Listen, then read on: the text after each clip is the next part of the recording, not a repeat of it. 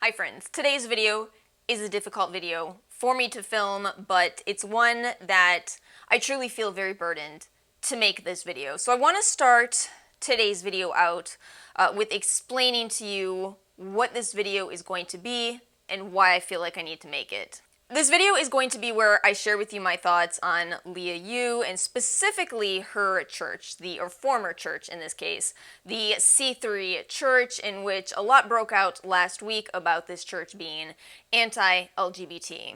I've got an outline for today's video. In the first part, I'm going to tell you a little bit more about me and how I came to form the conclusions that I did. Is kind of relevant for where I stand in this whole situation. In the second part of this video, we're going to talk about C3, the church, what they believe, but only slightly, because I'm actually going to direct you to quite a few other videos. You're going to ultimately see that this is a very difficult video for me to make. However, I do again feel like I'm the right person to make this video, and that's why I'm doing it. And by the way, I am going to be doing my makeup throughout this video. Again, I know this could kind of be perceived as off or maybe even disrespectful, but understand that I'm going to be reading to you a lot from my notes, and it was difficult enough for me to take the notes. I certainly cried enough times writing the notes down that I'm hoping that doing my makeup will give me just enough of a distraction to be able to actually discuss these issues. Because this video is most likely going to be long enough on its own, I'm not going to have a separate portion of today's video where I talk about the makeup that I'm using. However, if you are interested in the makeup that I'm applying, I will still have some information in the description box below, and I actually mean it, by the way. You will actually be able to find information in the description box. If you notice, sometimes YouTubers say they'll have something in the description box, and you go to look and you're wondering, wait, where is it? Because of the nature of this video, I have to also make sure that I say, please do not send anyone hate related to this video, and all opinions in this video are merely my own opinion. Alright, so I want to start with a little bit about me. I'm sure that most of you either know or have correctly assumed that I am part of the LGBTQ plus community. I do talk about my girlfriend a fair enough amount on this channel, so yeah, most of you are already well aware of this. However, there is a little more to the story, and I think before I talk more about that, I'll actually explain to you my education background. My very first undergraduate degree that I got was in religion. I think largely because I was a bit fascinated by what I grew up in, which was pretty cult-like. It was interesting to grow up in that because on one hand I could see the benefits of that community, but I could also see the bigotry, I could see the biases that religious institution had. So yeah, I gravitated towards undergraduate degrees in both religion and psychology, and by the time I got to my master's program, which was nutritional sciences, emphasis in research, I wanted to be a researcher. When I started that program, I was pretty certain that I wanted to have more of a holistic approach, this whole mind, body, spirit. That was the point of the 3 degrees altogether. But by the time I finished my master's, I'd kind of abandoned that initial take because I realized how often the holistic community kind of hinged on a lot of snake oil, a lot of pseudoscience, a lot of just blatant anti-science, and it was very frustrating to see that, in that I wanted what I did to be very scientifically sound, but also respectful towards religions, respectful towards spirituality. I do believe in some ways my orientation kind of cemented this. As far back as the early 2000s, maybe 2003, 2004, I started calling myself asexual. This was not as a result of Tumblr, which I don't believe existed yet. Instead, I had watched a documentary on asexual reproduction, and I started thinking, as a kid here, that sounds like me. I felt like I came up with this as an explanation for some of my behavior as a very small child. As a 5-year-old, I remember how much I hated playing the game of house when I would be cast as the mother figure. I absolutely hated it. I would insist, no, I am not the mom, I am the astronaut. And the fact that when I got to middle school and my girlfriends started saying, "Oh, look at that guy, he's so hot," and I would protest and say, "He's wearing a sweater." I must admit, in terms of all of the orientations that one could possibly have while growing up within a church, this was probably the most, what's a good word for it, stealth? Not for lack of me trying to explain, I certainly did try. I remember trying to talk to a youth pastor about this, and his response to me was, "Well, no, that just means you're perfectly normal. It just means you're not a whore." Fantastic, not offensive at all, youth pastor. Well done. But I kind of suspected there were some problems with my word that I used to describe myself, given the fact that in spite of not being attracted to either men or women, I still managed to date both a woman and a man. I suppose some amount of people will always hate Tumblr for this or blame Tumblr for this. I never even had a Tumblr, so can't blame it too much in my case. But I'm grateful for however it was that I heard about demisexuality. Because lo and behold, somebody out there had come up with a term that perfectly described me. I'm not attracted to someone until I love them, and then I'm attracted to them. That's it. That's the whole thing. It's really simple. Prior to that realization, being asexual and growing up within the churches was almost like I had an excuse slip from a teacher that I didn't ask for, nor did I write. It was just kind of given to me. And this is why sometimes people within the A category of LGBTQIA are sometimes looked down on by the rest of the community, is because our experience can be more easy. And I'm telling you all of this right now to kind of acknowledge a bit more of a privileged stance that I have going into this conversation. Then nonetheless, I did settle down with a woman, so it kind of goes out the window anyway. But regardless, it has given me an interesting perspective, one that perhaps bi people might relate to as well. I suspect. You can let me know. It feels kind of interesting to me that depending on where I presently am, who I'm presently dating,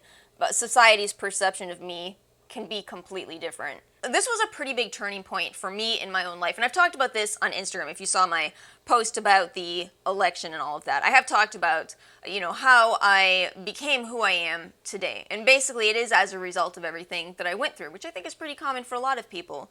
At this point, when I realized I am truly a part of the LGBT plus community, I could no longer look at the institutions that I had grown up in quite the same way. Conversion therapy, being anti-LGBT, these are things that are very prominent in a lot of church institutions. Just to be clear, not all of them. We'll talk more about that through this video, but it is something that is very prominent and it is a problem. See, what was very difficult for me is that I saw the benefits specifically of spirituality. To be honest with you, I've talked about growing up poor. My mom went through some really tough times and she turned to God a lot to get through those. And I watched all of that happen. I watched what it meant for her to have a higher power to turn to. But at the same time, I also saw the problems within the institutions themselves, the organized religions themselves. So while to this day I'm pro-spirituality, I think it is so important to have an honest conversation about these religious institutions, to have a historical conversation about them. Religious institutions factually and historically have been the source for wars, the source for conflict, the source for death. And that can be a very bitter pill to swallow if you're somebody who has found a purpose for this life. The kind of things that science can't necessarily give us super solid answers. Sometimes belief is something that can kind of fill in the gaps. If you're somebody who has benefited from spirituality in that way, it can be very difficult to face the realities of the core of some of these religious institutions. This is all to tell you that because of my own journey, I can see both sides of this argument, specifically with Liah Yoo. I can absolutely see from the perspective of the people who are saying, she apologized and she left. What more can she possibly do? See, on one hand, I absolutely understand that. I'm sure that the institution did give her a sense of community, which is very difficult to have in modern times.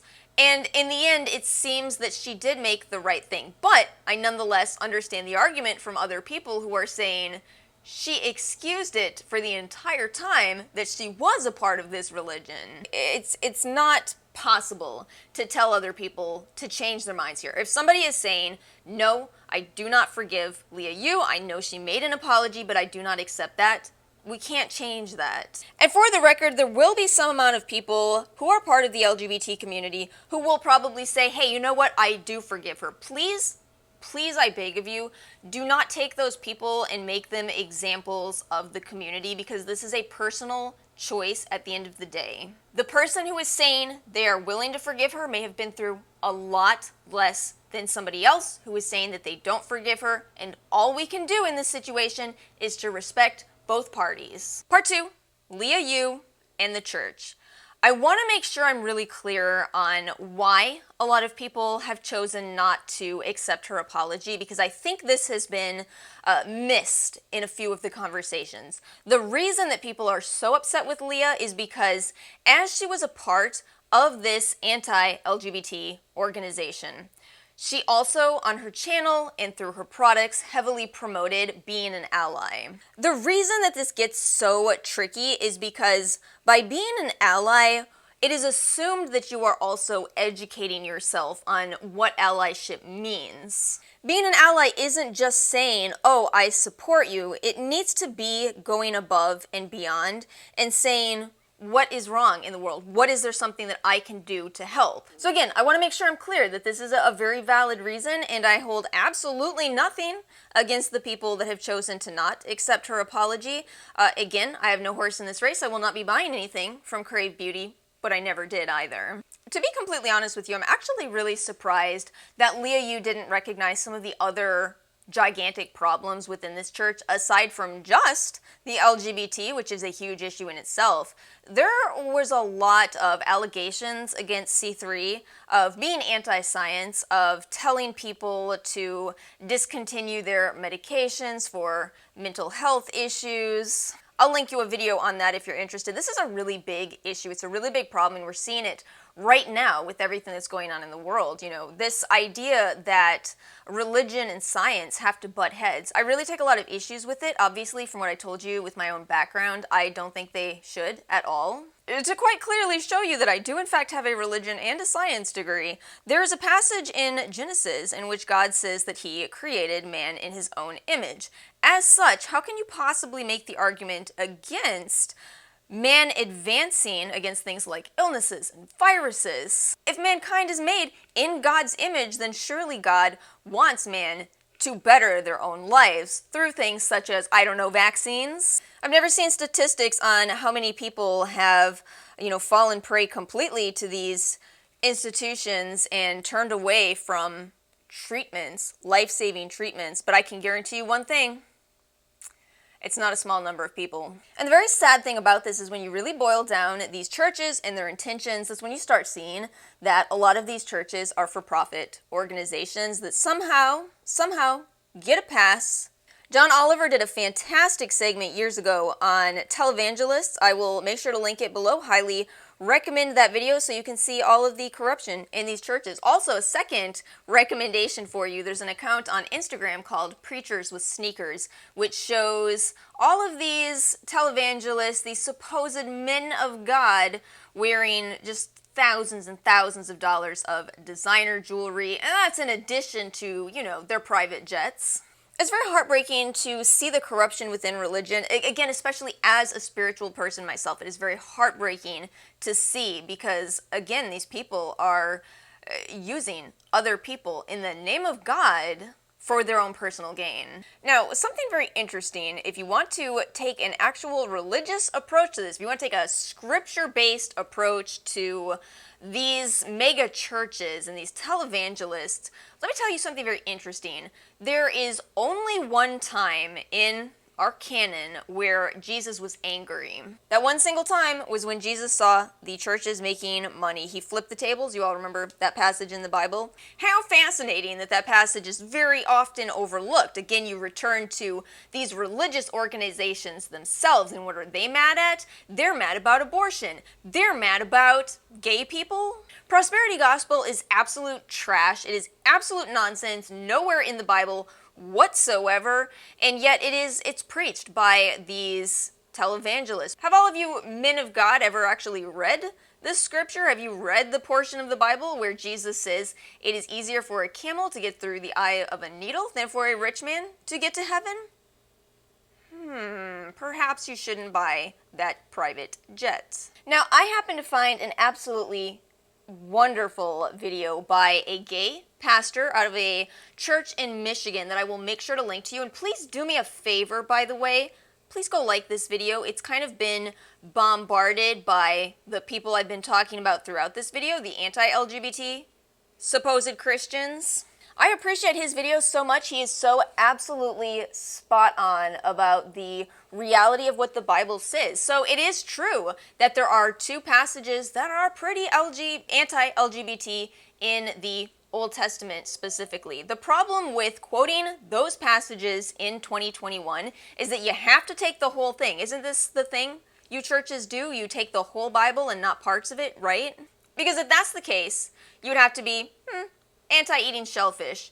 Better never see you going into work on Sunday. Yeah, you better not take that job if you're going to have to go into work Sunday, because you, by the Old Testament laws, should be executed for that action. And you know what else is in that same passage? No wearing two fabrics in the same outfit. I better never see any of you in a cotton poly blend t-shirt. If you want to see all of that in that video, it's at about the 8-minute marker. It is just summarized so well, and it goes to show that you absolutely can find a religious organization that is not all the crap that I've been talking about throughout this video. Some people actually do understand spirituality and understand the point of God, how God is supposed to be a comfort to people. And see, this really does mean a lot to me. It's been a while since I've talked about this, but, you know, I did lose a friend last year, and his partner called us to, talk about how difficult it was. And he had really turned to God in this time. And I don't want anyone to ever tell my friend that he is not welcome to that experience. He is very welcome to his spirituality. He is very welcome by God. So y'all see why I'm holding off on doing my mascara here. So let me mention this last part that I really wanted to talk about, which is the damage that can be done by these anti-LGBT churches, because it's not just C3. So for this part, I have yet another video to link for you. It is a TED Talk, and because of the audience of TED Talk, TEDx Talk, this one does have more support in the video, but it's a woman who was heavily involved in a religious organization that was anti-LGBT, and her daughter came out to her. I believe the title of the video is something like, "I chose my LGBT daughter over my church," which is a bit of a spoiler, but yes, she did. She made that choice, and she came to the realization of how incredibly heartbreaking it is that this isn't something that is more normal. If you're as sensitive of a person as I am, be prepared. You will probably bawl through the entire video, and potentially every time you think of it thereafter, because, you know, it is so incredibly heartbreaking to think that there are religious organizations that are promoting this type of separation between families. Not just between families, of course, but between all of us, because we're all people. And if you do want to make this religious, we're all children of God. We should all be loved equally by God. I'm gonna hate editing this portion of the video so much. I cannot do it. I cannot do it without having at least slightly red eyes, because, you know, the reality is, I think about Ara and myself, and I think about how incredibly fortunate we are to have families that accept us. And to contrast that to the fact that there are people in the LGBT community who are not as fortunate, who do not have families that have supported them. The examples she gives in that video, by the way, are just so beyond heartbreaking. Stories like parents setting their children's belongings on fire because they came out to them. I really hope that people have made it to this point in the video in spite of my on the verge of tearness over here, because what I'm about to say in this video is the most important part of this entire video, and that is, this is the reason why it's so important to never support these types of churches. At the end of the day, supporting anti-LGBT churches, even if you sit there and claim, well, but I don't personally support them, you're still a part of churches that are separating families, that are promoting division, and that are furthering hatred towards the LGBTQ plus community. We have got to do better. We have got to do better as a society to come together and put a stop to all forms of hatred, to all forms of inequality. I do want to loop back around to the point that I was making earlier about how Liah Yoo may not have fully understood this. The best citation that I can give you for this is that there are people who have been LGBT who have previously been associated with these churches. I know that sounds mind-blowing initially, but it makes sense if you think back to my point at the beginning of this part 2 here, where I was talking about televangelists and prophet, and how for these very anti-Christian people, at the end of the day, profit is the most important factor. So they'll happily take your money, LGBT people. They will happily lie to you. Because I can absolutely promise you, money is the most important factor of these organizations. They're absolutely profiting off of people's fears, off of people's insecurities. Anyway, it's a lot of exhausting stuff.